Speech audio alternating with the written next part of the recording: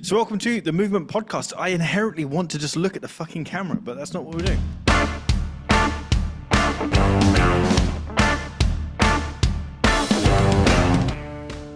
Welcome to the Movement Podcast. I am Adrian, and I am here with Britt.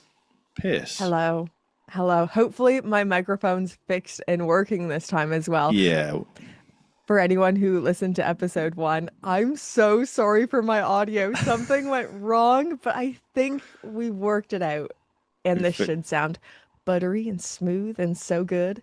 And if it doesn't, we'll keep that in because then it will just add to the awkwardness of the fact that it isn't sorted out. Right. What's been happening in the world of Britt? What's been going on? Oh, I feel like every time I talk to you about how I'm doing, it's negative, and it's still negative. Just stress, so much going on, toddler life. So for anyone who doesn't know me very well, I have a 13-month-old, just over a year old. He's walking, he's moving, he is a liability. So most of my day is just trying to keep George out of trouble. And then whatever's left over is overthinking watches and looking into all things in the world of watches. And what about you? How are you? You sent me a voice note yesterday talking about the podcast, and George clearly wanted to get involved. What was going on? He just noticed that exact moment wasn't about him, and it was very upsetting to him. So every time I'm like FaceTiming or trying to send a voice memo, George will just start making so much noise. Oh, I thought he was trying to add. I thought he had some points to make about how to make the podcast better.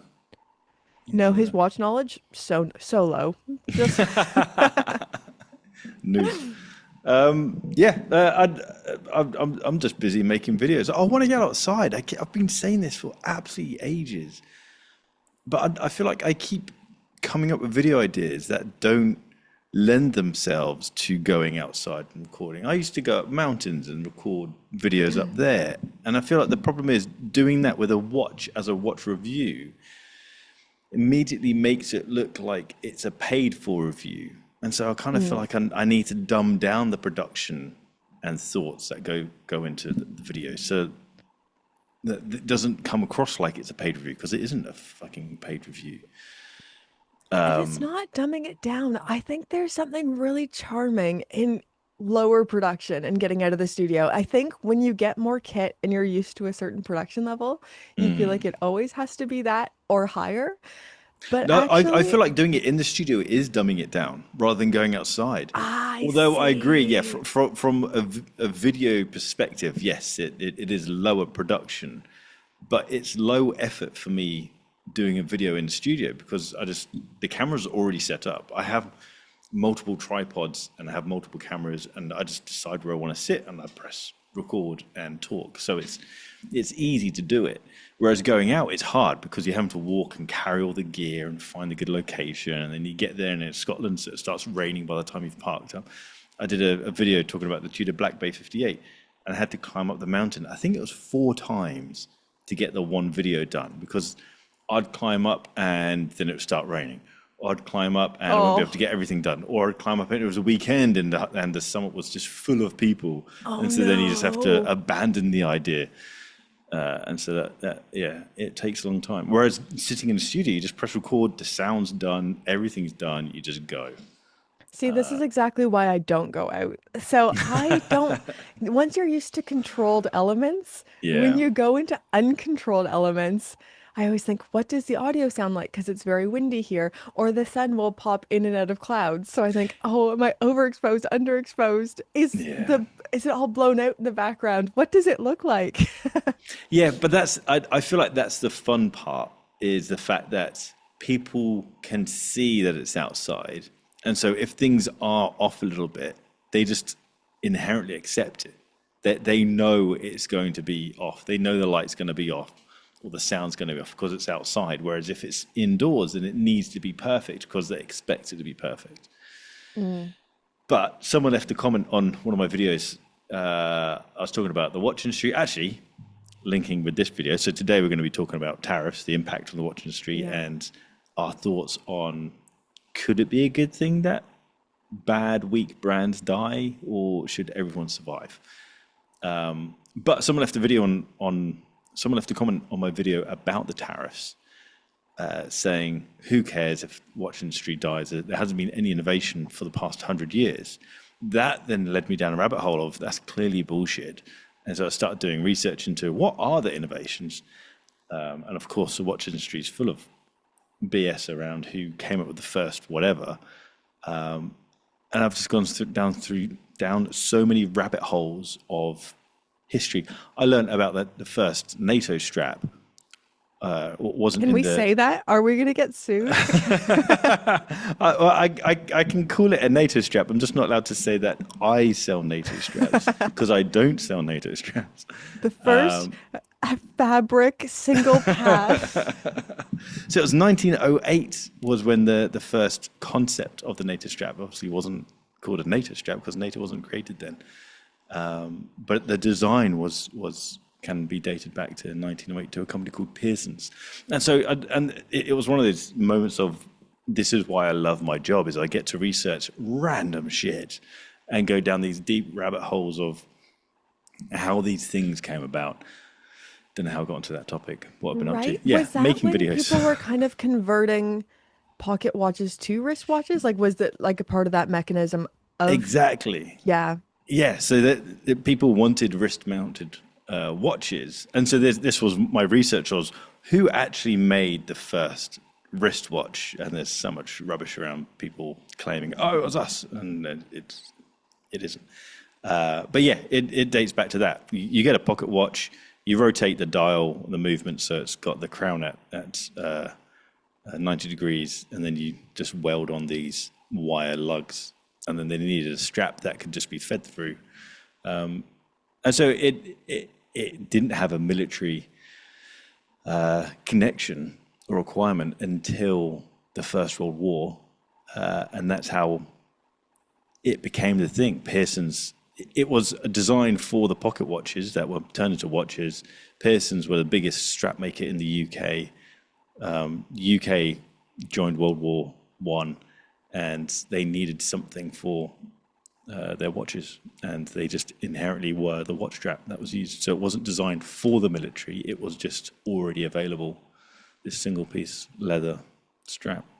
It was great when brands and things and places were just making things instead of Yeah. having to have some heritage thing, if that makes sense. Like, Yes. they weren't worried about, are we the first ones doing this? Can we slap this as a heritage thing to sell products? Like, Yeah. I just love that there was a time where people, places, and businesses were just making things. Even, all the old Rolexes, and you can go down a crazy rabbit trail of just even Submariner weirdo references, and how horribly documented a lot of things were. And it was just because I think they were just making things. Like, they weren't worried about Yes. documenting Yeah. everything. And was this actually the first of this or this? There is some instances where they did try to use it for marketing, like Mercedes Glites and, swimming across the channel and the oyster seal case. But most of it wasn't for marketing. They were just making things Yeah. and going with it. And this is also kind of pre-marketing. It's like there were newspapers and all that, but this is kind of pre-brand. There wasn't a global brand, and so this was the start of all of that stuff. So no, I agree, and it kind of goes back to the first wristwatch. Guinness Book of Records claim that Patek Philippe made the first wristwatch. And then before that, it was not Cartier, it was Breguet. It was Breguet. There's Claim. a big kerfuffle over Patek or Breguet. Yeah. But the first instance of a wristwatch being recorded is hundreds of years before that, in the 1500s. The Earl of Lancaster gave Queen Elizabeth I a wristwatch as a New Year's gift. And it was documented as an arm watch because it wasn't a pocket watch. He already had ring watches, and so this was a watch to go on the arm. And so then it goes down the whole debate of, well, what is a wristwatch? But yeah, the first documented wrist-mounted watch was from the 1500s, Whoa. which predates fucking everything. And there's Yeah. no record of who made it. There's just a record of who gifted it to whom. Oh, So it's really I interesting. love that. It's like a grand mystery. It's like the mystery. But yeah, once again, it was just who cares? An arm watch was made, and then, all the historians will start getting into, well, what constitutes a wristwatch or an arm watch? Yeah, Who cares? exactly. Oh my gosh, let's just make some things. That's really fun. Yeah, so I ended up going down all of these rabbit holes. And so I think this might be a video that I can actually go out and record in the mountains, because it's going to be multiple little points of who made the first chronograph, who made the first dive watch, who made the first titanium watch, the first PVD watch, to kind of highlight the fact that, yes, there have been watch innovations of the past 100 years. I already love this video. I already can't wait for this video. Well, I wonder, maybe we should do it as a podcast episode and go down. Do you listen to Acquired podcast? I've tried to. It's so long. It is long. It's It is such a long. time commitment. Yeah. It's like reading a very, very long book where you're like, I hope I can make it through, but I've listened to a few of the acquireds. Yeah, I love their deep dives, and they kind of take it in turn to research different elements. So maybe we do something like that sometime. That we take it in turn to research first chronograph, first dive watch, first whatever. I live. I would totally be up for that. That would be awesome. I think quite fun. Right, should we talk about tariffs? Yeah. Yeah. Do you want to fill us in on what's happened? Well, yeah, but by the time this comes out, we'll hardly be the first people talking about this or the most informed people talking about it. But hopefully we can put some kind of a spin on it. So, it'll be a few weeks ago by the time this is out. Switzerland was hit with some of the harshest US trade tariffs. I think it's one of the most severe in the industrial world, in the industrialized countries, of 39%. So US consumers who are buying watches, and US businesses that are bringing watches in right now, will have a 39% tariff to pay on the products that they're importing. Now, the 39% is on the wholesale price. It's not on the MSRP price. So say, for example, if Omega costs, for easy numbers, 1,000 pounds to make. That's not what they cost, but for easy numbers, if it costs $1,000 to make an Omega, it will now have a 390 pound dollar tariff to pay on it. It's a crazy number. It's crazy industry news. So even though we're not the first ones to talk about this, I think it's still worth talking about because it's massive industry news. Is there anything you would add to that? Yeah, it is massive industry news. If we think when Rolex or Omega do their yearly price increase of 3% or of 4%, 5%, that makes the news. People talk about that. Yeah. So this 39% is absolutely wild. And you're right, it's on the wholesale price. And so that probably equates to something like a 15% price increase on the retail price. But that's still a massive price increase. That's suddenly a product for the consumer. When you're talking about a £10,000 watch or a £5,000 watch, you're talking about £1,000 increase on that product, which is a huge amount of cash. I think what one of the big challenges is the bigger the brand, the less of an impact it's going to be, especially in this world of micro brands taking over. The micro brands are going to be the ones hit the most. Christopher Ward came out with saying that someone buying a Christopher Ward in America, they are going to have to pay that full 39% price increase on the retail price, not the wholesale, because Christopher Ward don't do wholesale. Oof. They are Oh, direct to yeah. consumer. And as are 99% of micro brands are direct to consumer. And that's how they're able to create a better quality product for a less price, is because they don't have to factor in that 40% of the price going to the retailer. They just sell it at the 40% less. So it's really going to hit the smaller brands more so than the bigger brands. But it's going to hit so many offshoots of it. The retailers are going to get hit. That they're having to charge more, which is going to reduce. Customers aren't going to want to buy the products at the higher price. They're going to sit there. The customer's going to sit in America thinking, I'm going to wait this out. I'm not going to go buy my Submariner now or my Speedmaster because I don't want to waste that 15%, that £600-700 price increase, because next month Trump might just remove the tariffs and therefore I could save it. So I may as well wait that month or 2 months or 3 months to save that amount of cash. Or what might also happen is people jump across the border to Canada and buy their watches up there, which has a complete opposite impact of the tariffs. Greatest nation on earth. Greatest nation on earth. They're going up north. Debatable. I am not patriotic in the slightest, so I quite happily agree. I enjoyed Banff very much. So yeah, and so they're then taking that, it's luxury tourism. They're then taking that money and spending it in Canada, making Canada wealthier, making those retailers happier, and the brands are still getting their sales in. But of course, that's limiting to, America's bloody massive, isn't it? So it's limiting to those cities around the borders.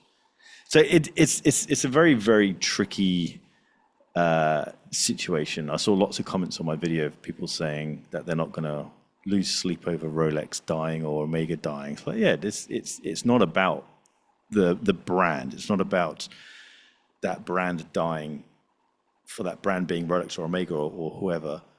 It's that the industry around that brand. There's whole villages, whole towns based on watchmaking.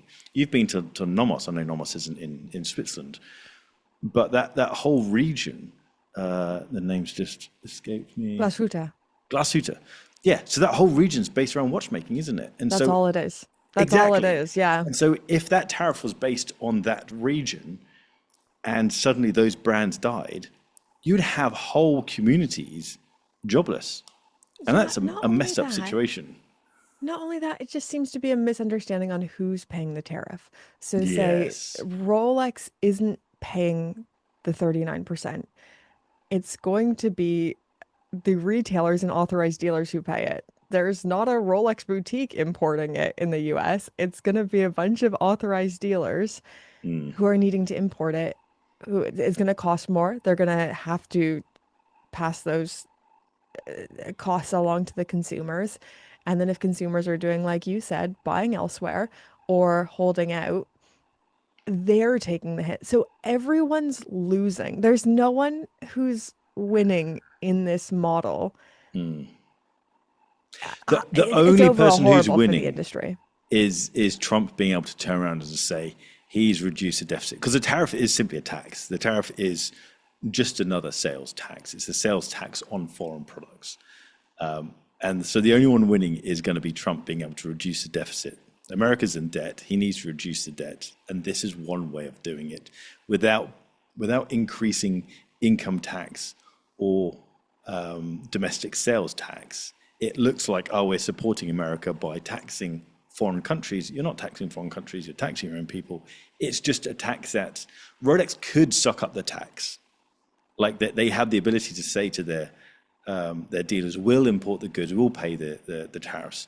They're not going to. These are corporations. These are things built to make money, and so they don't want to lose out on that amount of profit. And also 39% is pretty much going to be a profit margin of all of the watches. Yeah. So it's not only the micro brands that I think are going to take a big hit, but also the brands that aren't as strong as Rolex and Omega. So maybe Zenith, maybe, I think there are other brands that are in maybe trickier spots that will be worse off because of this. Yeah. And you can see it when you go to Watches and Wonders, the brands like Panerai, brands who have absolutely massive booths. No one's in them. And I don't know anyone who owns a Panerai. Andrew McCutcheon, Time and Tide, he's been posting about his Panerai. Literally the only person I can think of who has a Panerai. And yet they have these huge booths, which no doubt costs hundreds of thousands, if not a million, to run that booth. Mm, These are going to be brands that someone like Richemont is looking at, thinking, oh, we're going to keep this alive because of heritage and they're doing well in this market, and the fashion might come round to oversized square dive watches. But when something like this tariff happens, how long are these big groups going to keep these dying brands around for? Zenith would be a really sad one to lose, but I could see it happening. People don't buy Zeniths. I think they're fucking lovely watches. I'd happily have a Zenith myself. And so that would be a sad one to lose. But I do feel like we are going to lose some. And then that yeah. brings up the question, is that a bad thing? Oh, If these weak brands die, should the weak brands just survive for shits and giggles, or should we? There's a lot of watch brands out there. Should we whittle them down a bit? uh, this is a tricky one. It puts me in two minds instantly. And also say an example like Zenith, it's how much will a conglomerate eat up maybe some of the costs as well. So Zenith is under LVMH. How long will LVMH be okay with that if they start running into the red or if profits aren't as high as they want them to be? How long will they keep that going? Do we just have to outlive Trump? Like, how? I guess those would be things that they'd be asking as well. And it's an uncertainty that's just going to exist going forward. So we'll probably see more conglomerates needing to step in if it is heritage brands that want to be preserved for whatever reason. But also conglomerates, they're not charities. They usually, I think they're going to actually thrive during this time. So the conglomerate model as we know it today began in the 1980s of people like Bernard Arnault purchasing big luxury brand names, using that heritage name and the good feelings you feel when you hear Louis Vuitton or uh, I don't the imagery it inspires to sell a lot of subpar products, to sell horrible sliders, to sell cotton t-shirts that can't be that much better than a 40-pound cotton t-shirt. I just don't believe it. I wonder if conglomerates will actually thrive during this time, buying up more heritage brands and waiting it out. Yeah, you're right. It's like when the housing market is weak for the everyday person. Yeah, that's not good news. But for the cash rich person who's in a position to buy more houses, game on. You're getting to buy the product that you want for less. And so you're right. Maybe it's not a matter of these brands, Panerai or Zenith. It's not a matter of these brands dying. It's a matter of these brands changing hands, or maybe it's a matter of brands like Bremon, rather than them dying, they then get bought up. I don't know how Bremon would work if it could be bought up because there's so little single ownership of Bremon now. But yeah, this could be the time that the conglomerates just increase their portfolio of brands that they have. Yeah. So I've been thinking a lot about one of my favorite shows ever made, a little show called Downton Abbey.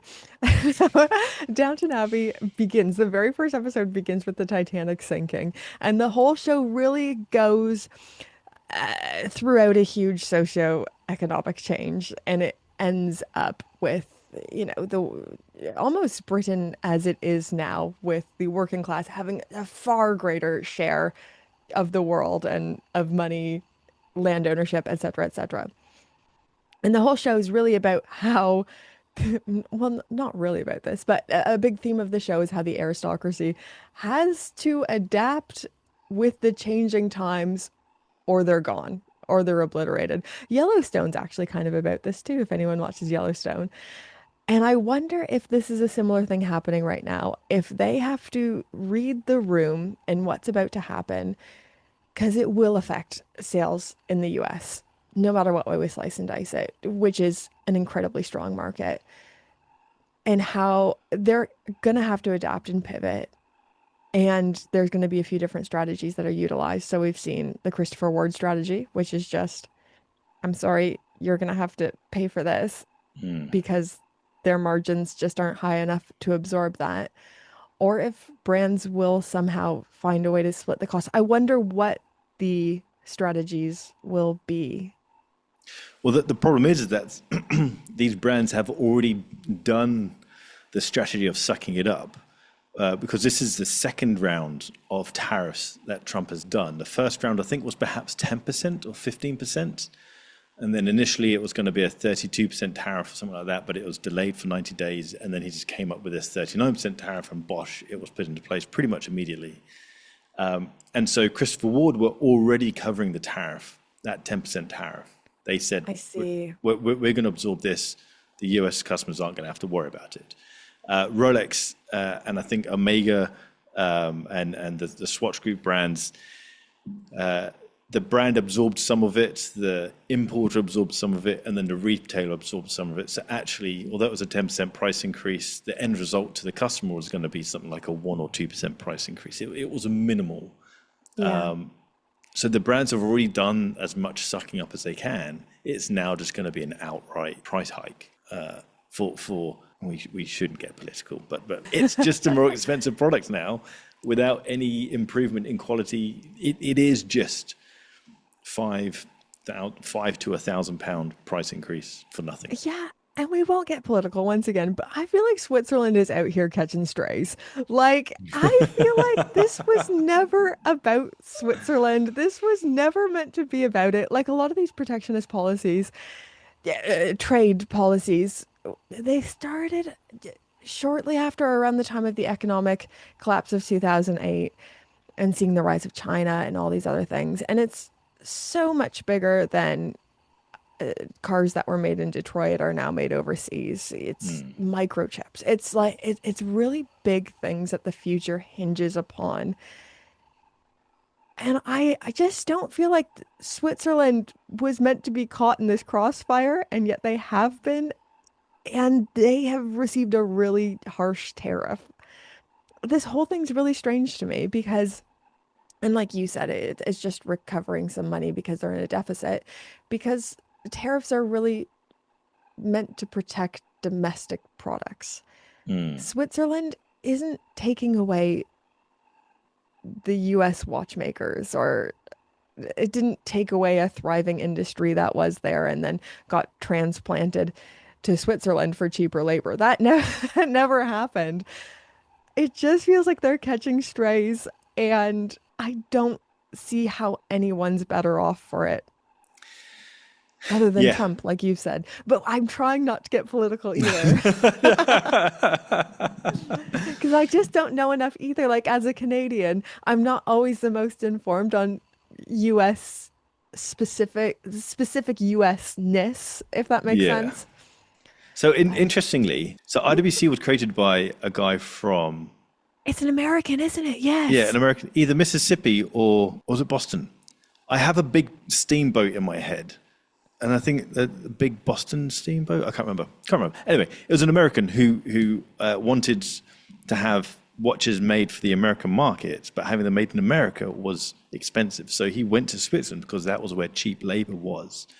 And so that's kind of that whole thing around that Chinese watches are bad. No, it's just cheaper. It is cheaper to make stuff in China. It was the same process with Switzerland.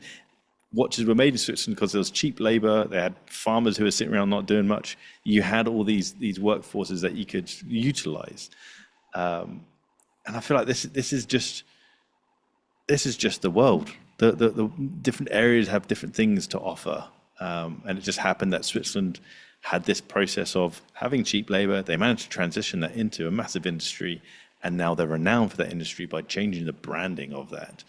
And China's possibly in that process now of changing the branding of we make shit. Well, the fact that a lot of Swiss-made watches are made in Switzerland by brands that we've mentioned today that people have spent thousands of pounds on, they're full of significant amounts of Chinese-made parts. Yeah, China's bad and Switzerland's great. So it's all bollocks. I guess Coming back to my little question around would it be bad if the weak brands died? I think it's a bit of a simplistic question, isn't it? Because we'll all have our own biases on what's weak. Like if Panerai disappeared, I wouldn't. It's it wouldn't mean much to me. Whereas if Zenith disappeared, that would mean something, and I think I'd be sad about that. Are you kidding? I'd be so upset if either of them disappeared. I don't want either of them to disappear.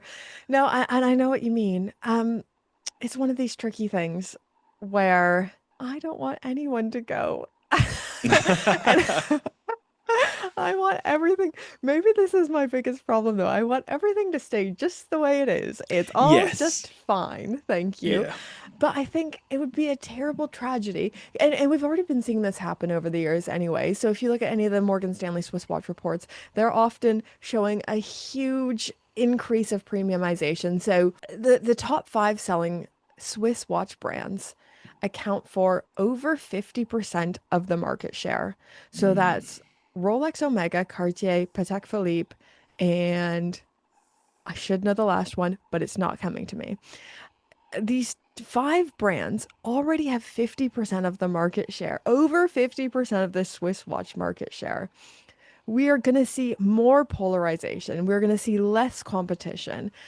And this is something you've been working on as well, but less innovation, less brands pushing the boundaries because they don't need to, because it's not a monopoly, but there's not a lot of us around. So we can just keep doing these small micro changes. Even everyone gets all into in-house movements, et cetera, et cetera.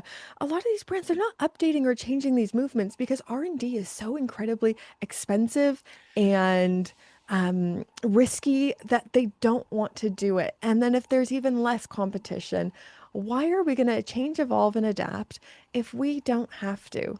I think we're going to be losing a lot of the challenger brands who, for me, spark the most excitement in horology. I think it would be incredibly sad to see them disappear. I'm curious to see what watch brands outside of Switzerland do as well, because this is just Switzerland. We still Yes, have that's a Germany, we still have really good Japan. point. Yeah, and all of these regions and brands will be impacted by the tariffs because they will have parts made, significant parts from Switzerland used within their watches. Now, I don't know if, let's say, Anomus, for example, where they have their own movements, but they also will have components from those movements made in Switzerland. How much of that do they need to share with their customs declaration?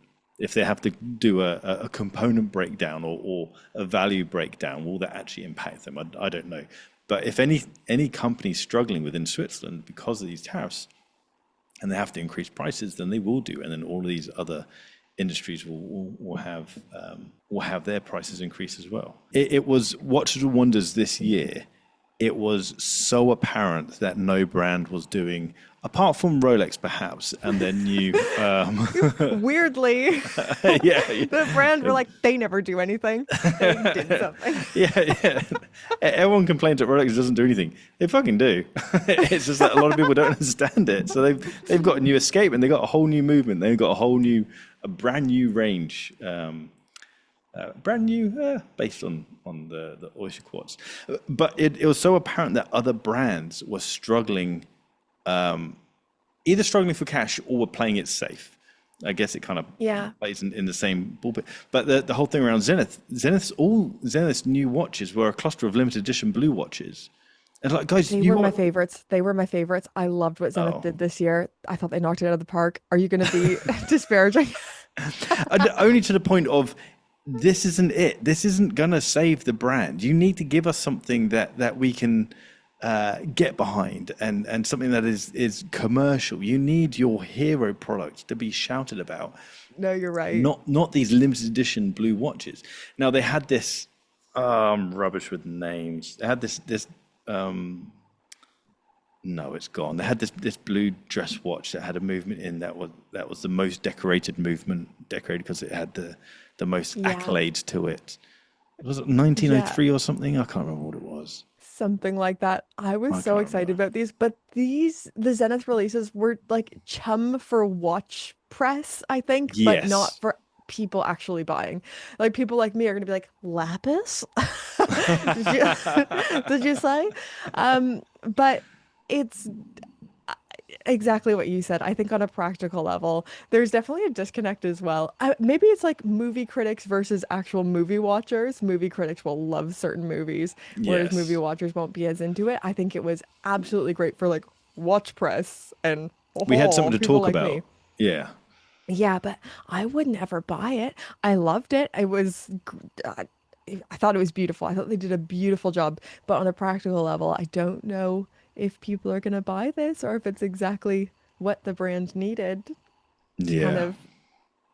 of, it needs a little bit of a refresh, I think. But it was so apparent throughout many of the brands that they were doing, and Omega's been doing this as well. It's just a dial change. There's nothing significant happening. No significant R&D, and I don't blame them. It's a scary time for all businesses, but it just highlights, it hits home how delicate things are right now Yeah, the within the luxury watch space is industry. struggling. The luxury space on a macro level is struggling. And then within watches, it's in a tough place. So I think China was down 25% in their Swiss watch imports. Hong Kong, I want to say it was 18-ish percent. And that's scary. And the US was one of the only bright spots in 2024. The US had, or I think it was North America as a whole, imported 5% more Swiss watches in 2024 than they did in 2023. They were one of the last bright spots in the world. And then tariffs came in. It's a huge blow to the luxury sector in general. And I think when luxury is struggling and when luxury is not doing great, we see less innovation. We see more reliance on heritage to sell products than actually, what is this product? Is it good? So it's relying on heritage and a bit of gold. And then Yeah. saying, isn't it perfect? Isn't this great? And Genta designed it. You should buy it. It's fabulous. But then it's like, but what is this? Like, is this a luxurious product? Is this, or is it heritage? And I think when things are floundering, they rely a lot more on these things. That's, I don't know. I think it's just the way the luxury industry's evolved, and we especially see it when they're in tough times. And it's kind of been the perfect storm with the watch industry, the tariffs, and China, with the housing market, property market in China crashing. Nothing to do with the US tariffs. But so the two big markets were China and America, and North America, and they were kind of bouncing back and forth as to who was number one with the biggest watch market. And it's just that perfect storm of China dies off because of the property industry dying, and the Chinese are wanting to look after their cash, and then the tariffs come in, and there isn't really a player anywhere close to the US and China. So it's madness. We just need to buy more watches in the UK. I think we can fix it. Okay. Just need more money. I'll respond to that call. I will. We need you. But it's the same here, speaking for the UK, I don't think there's a lot of consumer confidence right now. No. And when there isn't a lot of consumer confidence, we still see things like that premiumization. People will go and put their money into tried and tested brands like Rolex, like Omega, like Patek. If you're spending, huge quantities of money on a watch because it feels safer, because I know this brand will still be around in 5 years when it comes time to service, because I know that this is just a safe place to store a lot of money. So I always Yeah. get a lot of hate in my comments because I'm very much don't buy for the investment. Buy the watches that you love, but I also completely understand these are huge sums of money we're putting into these items. And one of the secret side benefits of watch collecting and loving watches is that it's not dead money. Like if you went on Yeah. a holiday, I can't exchange that or buy a car that reduces in Yeah. value by 60% by the end of the first year or something ridiculous like that. Yeah. So that's one of the side benefits. And I think people are just storing their money in safer places, which means, once again, it's just another kick in the teeth for these smaller guys, the Yeah. smaller watch brands and manufacturers. I think they're going to struggle. I don't know. It, there's so many uncertainties in how to navigate this time because I don't know. Do these tariffs outlive Trump? Do they? There's so many uncertainties to it. Yeah, is Trump going to last the full term? Yeah. If he gets impeached or arrested, then what happens from there? Yeah, do the tariffs immediately get cancelled, or how do we wrap this up? Is there a conclusion, or is it just it is the conclusion simply? The It'll be Swiss interesting to watch see, industry is dying. Everything sucks. and we need to buy more watches. Well, the challenge is that the watch community, us watch geeks, make up. I think we make up something like 20% of overall watch sales. Now, you That could sounds argue, high. That sounds too high to me. Yeah. really? Watch So, geeks. I feel like it's that high because we inherently spend money. If you think of the entire watch market, it's not just your Tudors, your Christopher Wards, your Rolexes, your Omegas. It's also the £100 Timex, the £50 G-Shocks. Yeah. And so I feel like it's 20% because we buy inherently the more expensive stuff. So you would typically, if you're going to spend five, six, or if you spend over £1,000 on a watch, you're more likely to be a watch geek. Whereas if you're not a watch Yeah. geek, you're more likely to spend less than £1,000 on a watch. And so I feel like although that 20% is a high value, it's actually a low number Mm. because we're spending, I don't know if it's 20% of value. But my Yeah. point is that we aren't the powerful part. Mm. The others are the powerful part. So there's not a huge amount that we can do. But I do wonder, so say a brand like Christopher Ward, who I would say primarily sells to watch geeks, will watch geeks in the US still buy it, even with the extra price tag on it? Like, I would be curious to see if you could ever know their numbers. And of the people who buy your watches, how many of them are maybe like self-identified watch geeks? Like, if their market of watch geeks buying is flipped, if it's 80% and then 20% normals who have heard these are great watches.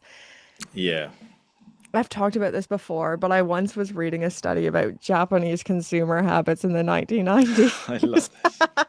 I talk about this a This, lot. if Um, anyone has any any question over whether you're a geek or not, I think this is the stamp that says, "Yep, certified geek." I know too much about this. So the 1990s was a really interesting time in Japan, and consumer habits in general in Japan are fascinating. Um, but they were finding as tougher economic times rose in Japan, the people who would buy luxury items or buy really specific things like American denim were these nerd culture people. So when the chips are down and who's gonna buy this Omega now, oftentimes it's still the geeks who are buying it because they wanted it anyways and they wanted it for a long time. So I wonder if brands will begin to I see what you lean mean. deeper into the nerd culture because yeah, when if you don't have a lot of money or money's feeling a little bit, you're feeling a bit more insecure about your money. The people who will still shell out a lot for watches are the people who are geeks about these things. I read it all the time in my comment section, like, oh, she must be a millionaire to buy these watches because to actually afford it, you'd need to make this much. But I think when you have a hobby, you spend a disproportionate amount on it because Absolutely, yeah, it's a different thing. Like if yeah, I bought a necklace, a really expensive necklace, which I wouldn't do, I would I would have to earn a certain amount because I'm not a necklace or gem setting geek. But because I'm a watch geek and I consider it my hobby, I will spend more than what the average person would.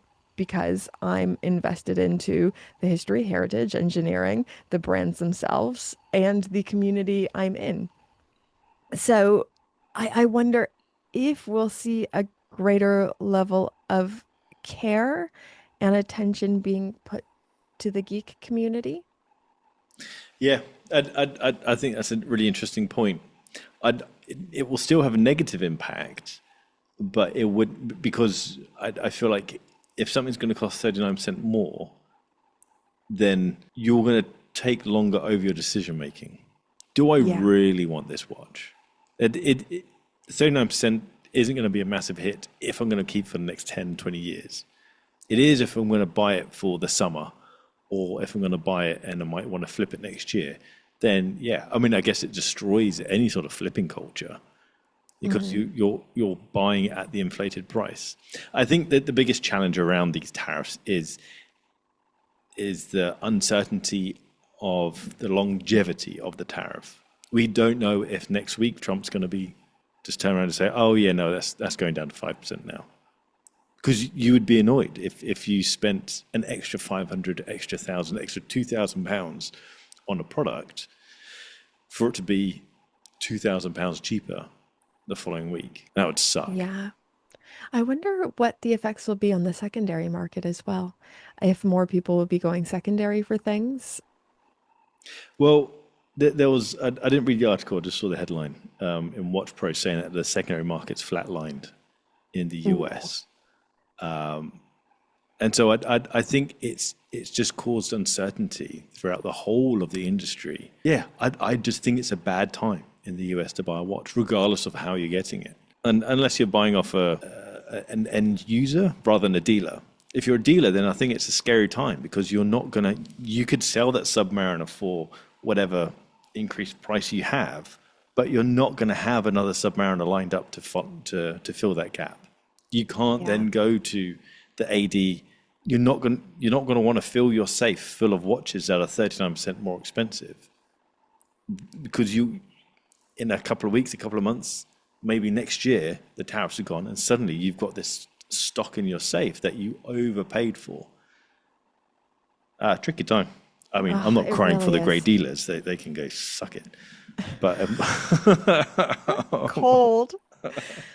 And I also feel very aware that we're kind of out of it. So we both live in the UK. I'm a Canadian, you're British. So I'd be really curious as well if anyone's watching this on YouTube, if you're American, what are the feelings like right now? What is the sentiment? How are you feeling? I don't know. Yeah, I feel a yeah, little bit that's a really disconnected good from point things because sometimes. all of this is speculation, Yeah. a hypothetical. Yeah, and I can see from the stats. I have a bigger audience. I'm sure you're the same. A significantly bigger audience in the US than I have in the UK. My audience Yeah. percentage wise is 25% America and Mm. 14% UK. So Wow. yeah, Yeah, mine's probably pretty similar. yeah, Fairly similar, yeah. And then I think Germany's my next. yeah, same. Which is They're just good taste people. Like, what can we say? and educated that they can watch YouTube videos in a different language. Out of curiosity, for strap sales, is it a lot of US customers or is it more Europe and UK based? It was a huge amount US. Obviously, before the tariffs, we no longer sell to America. We're working on opening a fulfillment center in America right now. So in the next couple of weeks, we should be opening up to America again. But yeah, it over 50% of our orders would go abroad, and probably 80% of that 50% would then be the US. So it was they like the straps. They like their watches and they like their straps over there. Yeah, it's an important market. It's a really It important it, it market. is it's a powerful market and a passionate market as well. It's Yeah. not I'm going to generalize here, but I feel like in China there's very much a status of this product gives me status, whereas I feel like in America it's kind of what I experience of the genuine watch geekery. Now there is a biased opinion because my experience of the US watch market was Global Red Bar that I went to in New York, and the watches that they had over there were outrageous. It's Outrageous in insane. rarity and outrageous Yeah. in value. Like if you go to London Red Bar, you'll probably see the odd Patek or AP. And these guys in New York had MB&Fs, Grubel Forzies, and it was Yeah. just a completely different ballgame. But they also had Yeah. really rare shit, and that's for me. That's Yeah. more fun to see than a Grubel Forzie. I love Grubel Forzie, but crazy rare Rolexes, I get excited about. Have you ever been to Miami? No, I haven't. No. Oh, if you want to feel poor and stupid, go to Miami. Every time I'm getting big from my boots and thinking, oh yeah, I'm doing okay. Oh my goodness. Miami is crazy. It's so, I think as well. It's really funny whenever I go back home to Canada or North America, or if you go to the States, the way people spend their money is so different. So a rich British person does not look rich. They are gonna wear some disheveled old Yeah. cardigan and like drive an old car, and their house will be amazing though, usually. Um, Whereas whenever I go back home, it's a lot more outward facing. Like wealth is, wow, that person looks put together. Oh my goodness. I don't think I've seen a yacht that big ever. I don't think I've seen a yacht since the last time I was here. So yeah, the wealth and the way people spend their money is very different. But Maybe we should do. Isn't there a watch event that happens in Miami? I think oh, Dubai I Watch don't Week know. goes to Miami. Miami Watch Show? Don't know. And we're Something. gonna be at Dubai Watch Week. We're going to be at Dubai Watch Week. We're going to be at Geneva Watch Days. We're Yes. going to be at the Nomos. Every time I say I'm going to be at the Nomos event, I always question myself, have I replied to that email? You better reply to it. I'm going to the Nomos Forum. I'm so excited. This is a big yearly thing for me. So I would say the things that mark my year is Watches and Wonders, Christmas, and the Nomos Forum. Oh, wow. In that You've set order. really high expectations for this. But we're going to be doing Honestly, in-person shows. Oh, no, we're in person right now. That's why we're trying to make it look like can't we're you together. tell? So yeah, we're going to be at quite a few events and doing podcasts for them. So I'm yeah, so excited. let's see what happens in the comments of this episode. I want to hear what people's predictions are on the Yeah. impact on the watch industry. I want to hear which brands you think are either gonna beyond struggle, they're going to close down, or perhaps change hands. And what is the actual real world situation in America for watch sales? What is your sentiment? Tell us, tell us, tell us. Can't Tell wait us to all. read them. Absolutely. Well, thanks very much. That was a fun chat. Proper geeky chat. It was great. It was good fun. And we'll see you guys soon. Love Subscribe you. Mean to what it. we're doing. And yeah, see ya. Bye. Bye.